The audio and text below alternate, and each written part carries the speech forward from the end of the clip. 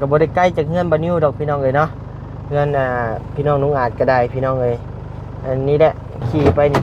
พี่น้องเอ้ยนี่แหละพี่น้องเอ้ยเฮือนบ่นิวเนาะนี่หลังนี้พี่น้องเอ้ยใช่นี่หลังนี้เฮือนบ่นิวพี่น้องเอ้ยเนาะโดยก็บ่ได้มีลูกสาวบ่เนาะสิพอได้มาอยู่นำ ว่าหยอกเด้อพี่น้องเด้อเนาะพอสิได้มาเป็นลูกเคยพี่น้องเอ้ยพอสิพอสิได้อยู่เฮือนงามนำพี่น้องเอ้ยงามตามหลังหนึ่งหลังไผ เงินพอ2,000อ้าวเฮือนพ่อน้องพันธุ์ต่างหาก 2,000โอ้เฮือนพ่อตู้ แล้วก็เงินตามตำรวจเว้ามาว่ามันสิต่อกับเงินนั่นน่ะมีตู้6ปีอ่ะ โอ้แม่นตู้6 ปีก็ได้รับการช่วยเหลือแล้วบ่ดิ ครับแล้ว โอ้ดีใจนำพี่น้องเอ้ยบ่นิวว่าสิเข้าไปเยี่ยมแล้วสิได้ก็บ่เห็นแล้วพี่น้องเอ้ยเนาะไปบ่ทันแล้วเพราะว่า แต่ว่าเพิ่นสิเอาสร้างสุดนี้บ่รู้ว่าจะได้ยังบ่ฮู้แต่ว่าได้ยินลุงหนวดเพิ่นเว้ามาว่าเตรียมขึ้นมาโดดที่จะได้เฮ็ด2หลัง โอ้ ก็เลยบ่อยากให้กลับไปกลับมาก็เลยเตรียมขึ้นไปเลยนะ โดยโอ้ดีใจนำ เพิ่นว่าบ่ทันได้พร้อมก็เฮาก็กลับลงมา โดยสวัสดี วันชวน บ้านชวนแปลว่าหยังอันนี้ค่ะบ่อยู่ดีไม่แห้ง ได้กินทอดบ่โอ้กินทอดแล้ว แหกเสี่ยวกันเลยได้ ได้หรือบ่ ไว้ บ่ได้ตีบ่ทำแกงบ่ได้เด้อ บ่ห้องแก้มกันได้เด้อว่าเหมือนว่าหัวกันพี่น้องไงเนาะ มันนอกว่าเป็นชวนแห้งมันชวนนี่มีแห้ง มันชวนเตรียมคุดบ่ โอ้แน่นอนเตรียมแล้วได้เตรียมออกมา เอานะพี่น้องเนาะเปิดคลิปเปิดภาพมาบาดนี้พี่น้องเอ้ยเนาะอยู่รถอยู่ล่างคือเก่าคือเดิมเด้อพี่น้องเด้อเนาะโดยเปิดคลิปเปิดภาพมามื้อนี้พี่น้องเอ้ยเนาะบานิวกาซีเดินทางขึ้นไปทางพารานเด้อพี่น้องเด้อเนาะเดินทางขึ้นพารานก่อนพี่น้องเอ้ยมื้อนี้เนาะบานิวจุดหลักๆเนาะบานิวกาซีเดินทางขึ้นไปหาน้องบุญทวีสายผ้าเนาะพี่น้องเนาะแต่ว่าทางลุงอาจทักหาบานิวพี่น้องเอ้ยทักมาว่าบานิวเอ้ยบ่ได้ไปทางพารานบ่ว่าซั่นนะพี่น้องเอ้ยเนาะเพิ่นว่าบานิวไปทางพารานบ่ว่าซั่นบานิวว่าไปอยู่เนาะพี่น้องเนาะเพิ่นทักมาแต่วานนี่พุ่นแหละเนาะแต่ว่าวานนี้บานิวบ่ได้ไปเนาะพี่น้องเนาะมื้อนี้แหละบานิวสิเดินทางออกไปเพิ่นว่าอยากขอติดรถติดล่างไปนำบานิวเนาะพี่น้องเนาะเพิ่นว่าสิเดินทางขึ้นไปซ่อมแซมเฮือนแม่ตู้น้องพันธุ์เนาะพี่น้องเนาะบานิวก็เลยว่าสิเดินทางขึ้นไปทางนั้นเลยก็ได้ติดรถบานิวได้อยู่นะเดี๋ยวบานิวสิไปรับเอาบานิวว่าเนาะโดยจังได๋ก็บานิวสิไปรับเอาเพิ่นอยู่เฮือนพี่น้องเอ้ยเนาะแล้วก็เดินทางขึ้นพุ่นแหละบานิวเฮือนน้องบุญทวีนี่สิใกล้กว่าพี่น้องเอ้ยแต่ว่าบานิวสิแล่นเลยขึ้นไปส่งเพิ่นก่อนเนาะพี่น้องเนาะไปส่งเพิ่นอยู่พารานก่อนแล้วบานิวจังสิกลับลงมาเฮือนน้องบุญทวีสายฟ้านะพี่น้องเนาะโดยเอาเนาะพี่น้องเนาะบัดนี้บานิวก็ครบจบแล้วเด้อพี่น้องเอ้ยเนาะไมค์ก็มีแล้วโทรศัพท์ก็ได้เรียบร้อยพี่น้องเอ้ยเนาะ มื้อวานนี่ก็บ่ไปทางใดพี่น้องเอ้ยย้อนไปซื้อโทรศัพท์นี่เด้อพี่น้องเอ้ยเนาะของใหม่ก็เลยบ่ได้ไปถ่ายคลิปทางใดพี่น้องเอ้ยบานิวก็ซื้อใหม่เรียบร้อยพี่น้องเอ้ยโทรศัพท์เนาะ S24 Ultra พี่น้องเอ้ยโหมดของบ่าวเตียงเนาะพี่น้องเนาะบ่าวเตียงบาลีบ่พี่น้องเอ้ยซันซุมพี่น้องเอ้ยบานิวก็ซื้อใหม่เป็นที่เรียบร้อยเนาะบานิวซื้อจำนวนเงินอยู่ที่19ล้าน2แสนกว่านะพี่น้องเนาะแล้วก็ไม้นี่ก็เป็นไม้ของบาเตียงบาลีเอาให้พี่น้องเอ้ย บาเตียงบาลีเอาให้เนาะเพิ่นเอาตัวเก่าของเพิ่นให้เนาะอันนี้ก็เป็นเงินยืมเด้อพี่น้องเอ้ยบานิวยืมเงินแม่ไปซื้อโทรศัพท์พี่น้องเอ้ยเนาะเพราะว่าโทรศัพท์หน่วยเก่าบานิวนะพี่น้องเนาะมันเสียบไม้บ่ได้แล้วพี่น้องเอ้ยมันสิตายแล้วก็เลยว่าเนาะกับภาพมันก็บ่อยากแจ้งบ่อยากงามปานใดพี่น้องเอ้ยบานิวก็เลยตัดสินใจครั้งยิ่งใหญ่พี่น้องเอ้ยตัดสินใจซื้อหน่วยนี้นะพี่น้องเนาะหน่วยที่บานิวถ่ายนี่ตัดสินใจซื้อเพราะว่าฮู้อันนี้มันเสียบบ่ได้พี่น้องเอ้ยเขาอันไม้ตัวนี้มันบ่ห้องหับนะพี่น้องเนาะก็เลยต้องจำใจได้ซื้อใหม่แล้วก็อยากได้แน่แหละพี่น้องเอ้ยเนาะเพราะว่าอยากให้คลิปมันมีคุณภาพกว่าเก่า พอให้พ่อแม่พี่น้องเพิ่นได้เบิ่งได้ชมกะม่วนหูม่วนตาพี่น้องเอ้ยบ่มัวหูมัวตาเนาะกับเสียงไม้นั่นนี่กะน้อยนี่บ่มีไม้นะพี่น้องเนาะกะมันก็อยากบ่อยากม่วนปานใดพี่น้องเอ้ยเสียงก็ได้เนาะมีแต่เสียงรบกวนพี่น้องเอ้ยบัดนี้แล้วก็มายอมเป็นหนี้วันนี้ก็ได้ยืมเงินแม่นะพี่น้องเนาะมาซื้อซะหมดอยู่19ล้านกว่าพี่น้องเอ้ยเนาะเอาพี่น้องเอ้ยเนาะบัดนี้ก็ขอกราบทักทายสบายดีพ่อแม่พี่น้องเด้อเนาะมาทุกคนบ่ว่าสิอยู่ฝั่งลาวฝั่งไทยและก็ต่างประเทศเด้อนะพี่น้องเนาะว่าหลายย้ายห่างพี่น้องเอ้ยมีแต่สิเดินทางเข้าไปเฮือนลุงอาจพู้นแหละพี่น้องเอ้ยเนาะก็บ่ได้ใกล้จากเฮือนบ่นิวดอกพี่น้องเอ้ยเนาะเฮือนพี่น้องลุงอาจก็ได้พี่น้องเอ้ยอันนี้แหละขี่ไปนี่พี่น้องเอ้ยบ่อนปลายมือบ่นิวนี่แหละมันมีหอมลงเนาะเฮือนบ่นิวกันนี่พี่น้องเอ้ยนี่ลางสีฟ้าเขียวๆนี่พี่น้องเอ้ยเนาะลางสีเขียวๆนี่แหละเฮือนบ่นิวพี่น้องเอ้ยเบิ่งบ่นิวสิเนี่ยครับนี่แหละพี่น้องเอ้ยเฮือนบ่นิวเนาะนี่หลังนี่พี่น้องเอ้ยใช่นี่หลังนี่แล้วบานิวพี่น้องเอ้ยเนาะก็บ่ได้ไกลจากเฮือนบานิวปานใดนะพี่น้องเนาะเฮือนลุงอาจก็ได้ไปเนาะพี่น้องเนาะมีแต่เดินทางไปพุ่นแหละพี่น้องเอ้ยเฮือนไปพบไปพ้อกันอยู่เฮือนลุงอาจนะพี่น้องเนาะโดยไปพี่น้องเอ้ยก็ฮอดแล้วพี่น้องเอ้ยเดี๋ยวเบิ่งหาบนผมจอดก่อนพี่น้องเอ้ย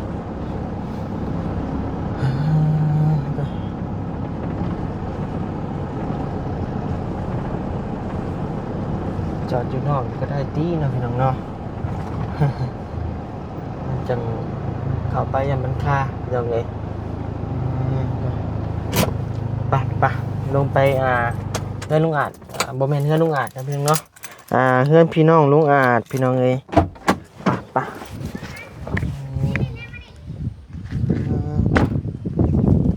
ใส่พากันแล้วบ่นะพี่น้องเนาะ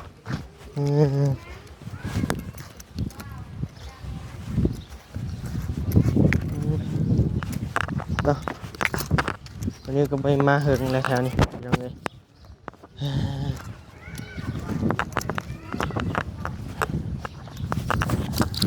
ใส่แล้วบ่โอ้ปันหนุ่มหล่อปันพระเอกพี่น้องเอ้ยลุงอาจ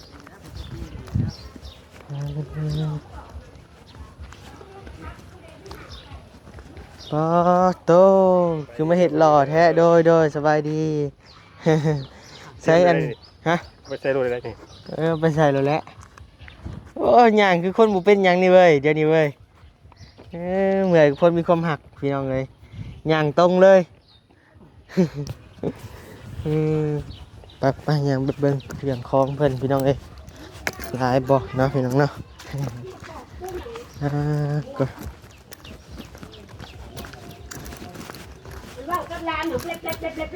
ใช่น่ะเอ้าให้เพิ่นน่ะโอ้ เดี๋ยวไปใส่หมดเลยนี่บ่เครื่องคล้องไปเพิ่นโดยพูดไปเพื่อนผูกวันนี้ ฮะ พูดไปเพื่อนบอก มีเพื่อนผู้อีกบ่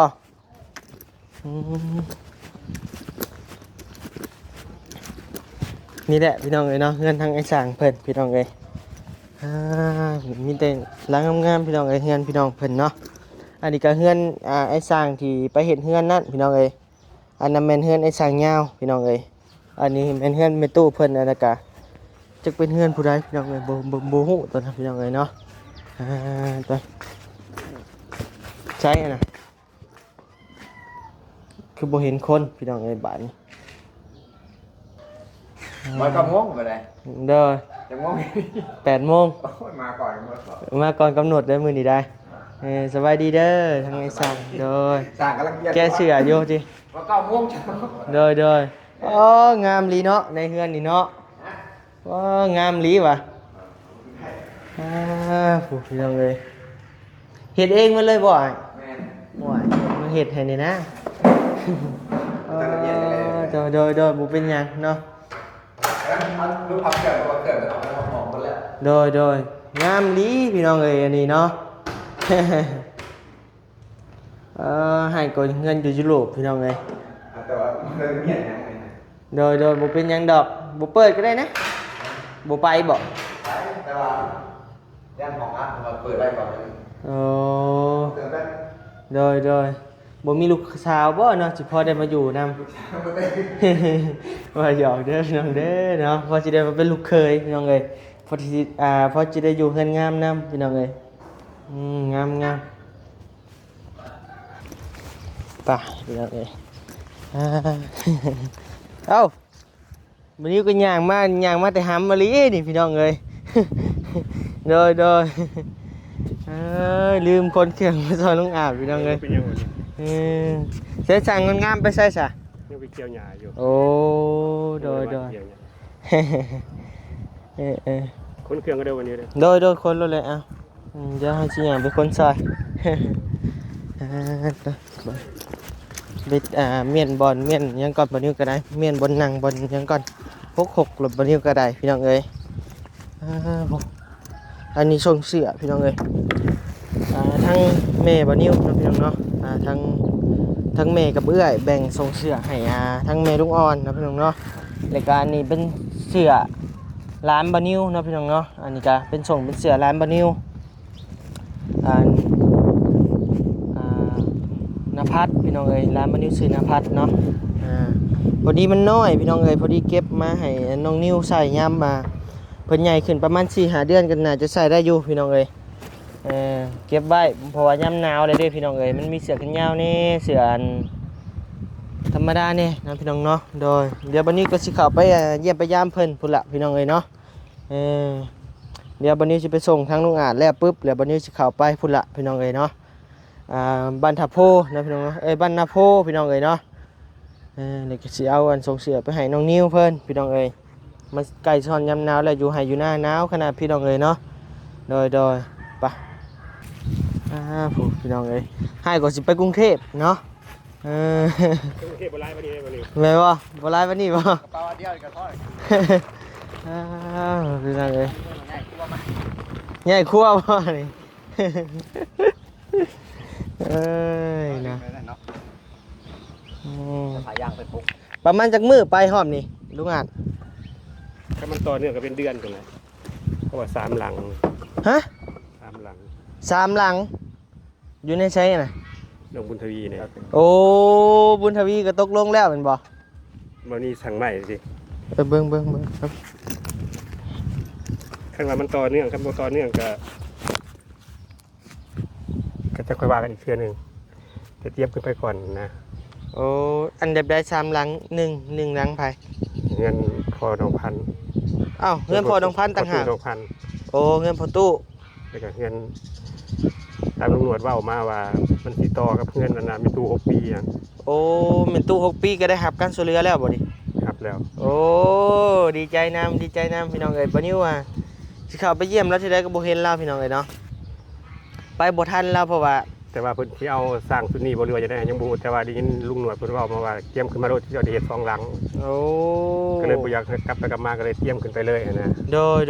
โอ้ดีใจนำ เพิ่นว่าบ่ทันได้พร้อมก็เฮาก็กลับลงมา โดย แล้วก็มาต่อน้องบุญทวีนี่บ่รีเพิ่นสิว่าจะได้ก็แต่เมื่อวานนี้เพิ่นมาเอารายการใหม่ไปแล้ว โดยถือว่ารับจ็อบนี่หลักๆก็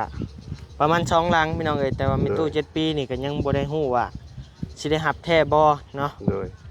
เว้าค เพิ่น ร่าว บ่ ๆ ได้ ไว้ รับ ก่อน ก็บ่เป็นหยังเฮาก็ต้องขึ้นไปเฮ็ดอยู่แล้วหลังนี้เฮาขึ้นไปเฮ็ดอยู่แล้ว โดย เพราะว่าเฮาได้รับปากไว้แล้วนะ คะแนนดีก็คะแนนได้ขึ้นไปก็ให้ได้เฮ็ดแม่ตู้6 ปีนี่ก็ดีไปอย่างหนึงพี่น้องเอ้ยเนาะมันสิบ่ได้กลับไปกลับมาเลยก็มันมีงานต่อก็ชื่อว่าดีอย่างหนึงนั่นแหละพี่น้องเอ้ยเนาะ อันนี้ เงิน ขึ้นกับบ่ตูนเพิ่นคือกัน โอ้งบประตูนบ่ บ่ ประ ตู ตู นมีตู้6 ปี โอ้ เนี่ยทั้งบ่ตูนเพิ่น โดยแต่ว่าจะได้เฮาก็ต้องเจียมคือมือขึ้นไปอยู่แล้วนะคือมือ รถเฮาเข้าได้บ่ลุงอ่ะ โทรถามลุงหนวดแหละ อืม เขาบ่ได้ก็ไปส่งฮอดทางแวหั่นแล้วก็ เฮาแล้วอยากเข้าไปเยี่ยมแม่ตู้6 ปีวะ ก็ถาม ถามลุงหนวดเบิ่ง คะแนนว่ามันเข้าได้ก็หมดเจ้าเข้าไปเลยแฮงสบาย ก็สบายคือกัน แน่ ยังดีแล้ว โดย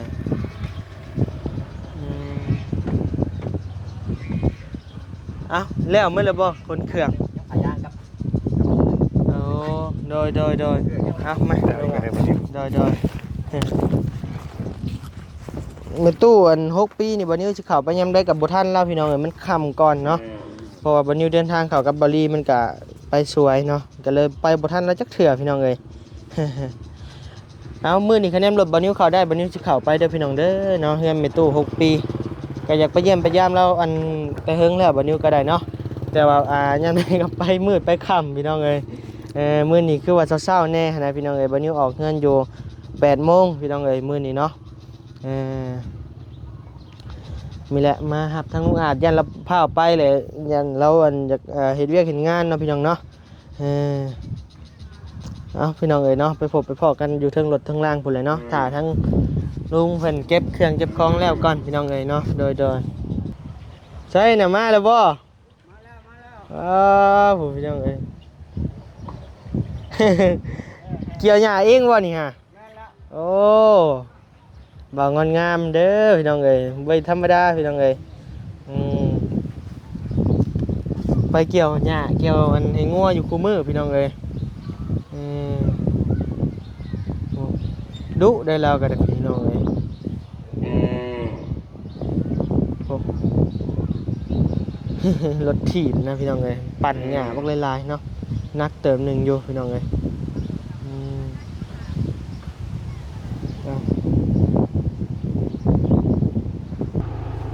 ไปพี่น้องเอ้ยเนาะเดินทางพี่น้องเอ้ยผมหนุ่มรอพี่น้องเอ้ย กับผู้บ่าวกับผู้บ่าวเจ้าร อผู้ข่อยงำกันแล้วไป พี่น้องเอ้ยขาดผู้หนึ่ง กำลังสิออกกำลังขึ้นรถเรื่อยๆนี่แหละกำลังขึ้นไปโอเคบรรจวนเป็นช่วย โอเคบรรจวนกำลังออกโทรนัดพอน้องพันพี่น้องเอ้ย บรรจวนภาษาลับยังบรรจวนบรรจวนส่งดีเราแปลนำยังบรรจวน โดยขาดผู้หนึ่งเนาะมื้อนี้เนาะขาดบางงอนงามพี่น้องเอ้ย ไปก่อนได้ย้อนหลังดอก โดยเพิ่นติดภารกิจอยู่หน่อยหนึงพี่น้องเอ้ยค่าเวียกเล็กน้อยพี่น้องเอ้ยเดี๋ยวเพิ่นตื่นขึ้นไปตำลังบ่ยากดอกพี่น้องเอ้ยฮะ ทางไหนขาไป แม่นบ่ พอตัว โอ้ยอย่าได้ขึ้นไปก้อยพี่น้องเอ้ยมาแล้วเอาอีโก้ข้อยาวมาครับพี่น้องเอ้ย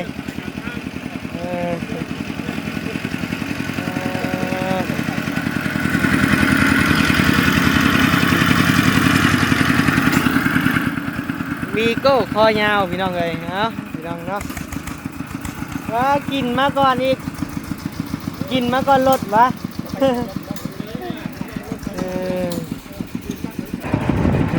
ก้อยพี่น้องเอ้ยวีโก้คอยาว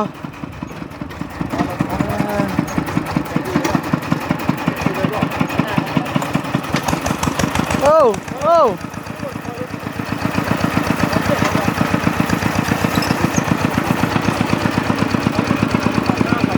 ว้ากินมันเด้อ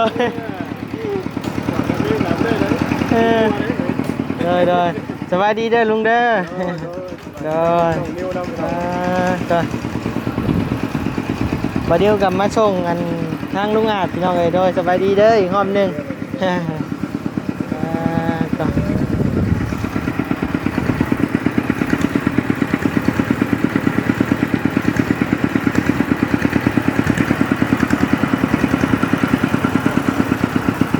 โอเคจอดนี่บ่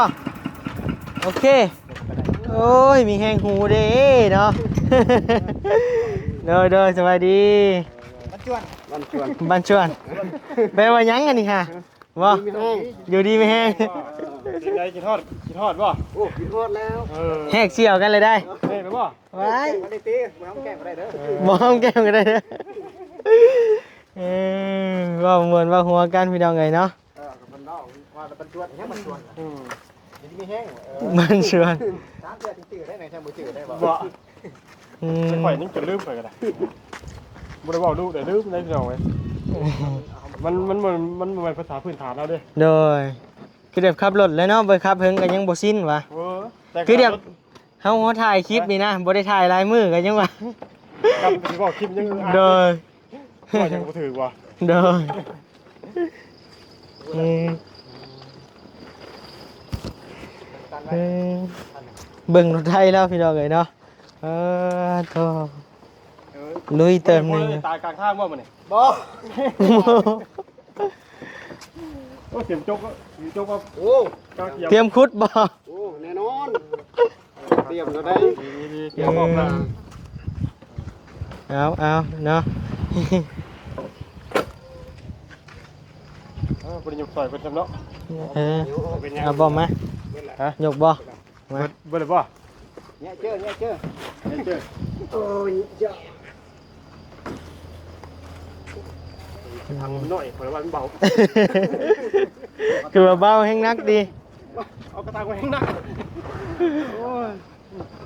ว่าสิบ่เอาเล็กเลยติเมิดบ่บัดนี้ พี่น้องเด้อ เด้อ จะมาครับสร้างเพิ่นเขาไปเฮ็ดมุ่งหลังคาให้ทั้งแม่ตู้เพิ่นเตรียม โอ้ แม่ตู้น้องพันธุ์เนี่ยได้แต่ว่าแม่ของพ่อเพิ่น โดยตัดใหม่หมดเลยบ่ลุง แม่นเฮ็ดใหม่พอหลังคา โอ้ ใหม่เบิด โดย ในพวกนะครับเป็นซิ่ง โอ้หมดแต่เท่านี้แล้วพี่น้องเอ้ยเนาะนะอันน่ะไปทำสร้างไฟไปฮอดได้บ่ ฮะ สร้างไฟ ช่างไผ่ฮอดแล้วได้ขอเห็น เห็นอยู่ใจ นี่ตัดทางนี่ มีตามทางนี่บ่ แม่นเพราะอันนี้ฮอดแล้วเหือเขาเห็นมันนี่บ่ แม่ เขา ติดไฟมือนี่บ่โอ้คักแล้วบาดนี้ พอดีทั้งสร้างเพิ่นว่าไปเดินสายไฟให้เพิ่นน่ะ โดย แต่ว่าผู้ว่าสิเดินเสาได้เด้อแหละถ้าว่าอยู่เดินเสาที่ว่าติดมอเตอร์เฮือนน้องพรน่ะครับอยู่เพิ่นก็สิได้ต่อจากนั้นมาให้ทางน้องเพิ่นใส่ไฟก่อนนะแต่ว่า โดย เขาก็บ่ฮู้ว่าเพิ่นสิติดเสาใดเพราะว่ามันบางทีเพิ่นอาจสิคิดว่ามันไกลบ่หรือว่ามันมันผ่านเดินเขาแบบใดนะเขาก็ยังตัวนี้เขาก็ยังบ่ได้ยังบ่เห็นน้ำเพิ่น โดย แม่นถ้าเบิ่งตัวจริงกันพี่น้องเพราะว่าบางทีมันผ่านเดินเพิ่นบนจากพวกเพื่อนพวกชั้นนี่อนาคตข้างหน้านี่เขาเพิ่นอาจสิบ่เดินผ่านเลยพี่น้องเอ้ยมันสิลำบากยามของเพิ่นเนาะ กินกับเจ้าเด้ ได้บ่ โอ้ยได้บ่เป็นยังบ่ขาด มาบ่ได้ลืมหยังแล้วป่ะ จังหวะเด้อประเทศบ่ได้จังหูแต่ว่าเตรียมแต่ว่านี่แล้วว่าเราอยู่ที่เขาก็เลยยกเลิกภารกิจสิบ่ มันคันว่าเขาได้อันว่า สิชื่อได้บ่ ชื่อเลยเหรอนะ ชื่อได้บ่ เดี๋ยว เอาเป็นมา มันบ่ได้ขี้ต้มบ่พอน้องพันธุ์ จักแหละ ฮะโอ้มันก็บ่ได้แหละ ชี้ยังกันนี่แหละ เด้อลุงกัน เราสีเดียวเลยน้อง ลุง น้องพอด แป๊บนึง อันน้องพันธุ์เพราะแม่เพราะว่ามัน มันเป็นขี้ต้มแล้วบ่ มันแข็งแล้ว มันแข็งแหละมันบ่รุบแห้งบ่ บ่แข็งแบบนี้ได้บนนาสั่ง หน้าครัวได้ แม่น ได้บ่ ได้ โอ้ย บ่มีรถดึงได้พอน้องพันธุ์เอ้ยอยากเข้าไปอยู่เฮาก็ได้ คำไปเชื่อก็ไปเบิ่ง สิไปเลยบ่นี่ พรโอ้ยทุกยาเลยยาบ่มี ยังสูบยาบ่มีเงินซื้อคือยังไง การชื่อใหม่ก็ได้บ่เป็นหยังครับมื้อนี้ชื่อมื้อนี้บ่หรือว่าเอามื้อใหม่หรือว่าสิมื้อนี้เข้าไปพักผ่อนกันบ่หรือว่าเฮ็ดเลย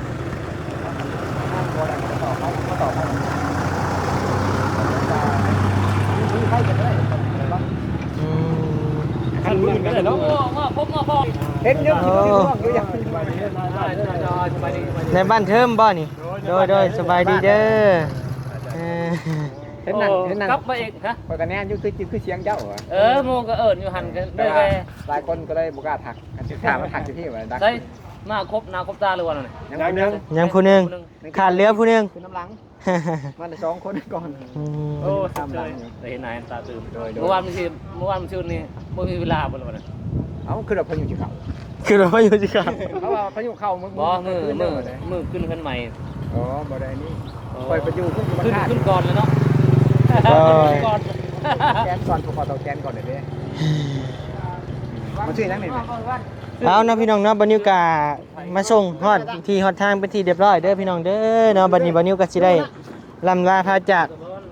จังได้กะฝากพ่อแม่พี่น้องติดตามชมไปนำกันเด้อพี่น้องเด้อเนาะทางทีมงานลุงอาจกำลังสิเดินทางกลับไปเฮ็ดเฮือนเฮ็ดซ่านให้ทางพ่อตู้น้องพันธุ์นะพี่น้องเนาะบัดนิวก็มาส่งถึงที่ถึงบ่อนแล้วเป็นที่เรียบร้อยพี่น้องเอ้ยเอาบัดนิวก็บ่มีคำว่าหยังไรนอกจากคำว่าสบายดีเด้อโดยสบายดีเด้อลุงเด้อโดยบ๊ายบาย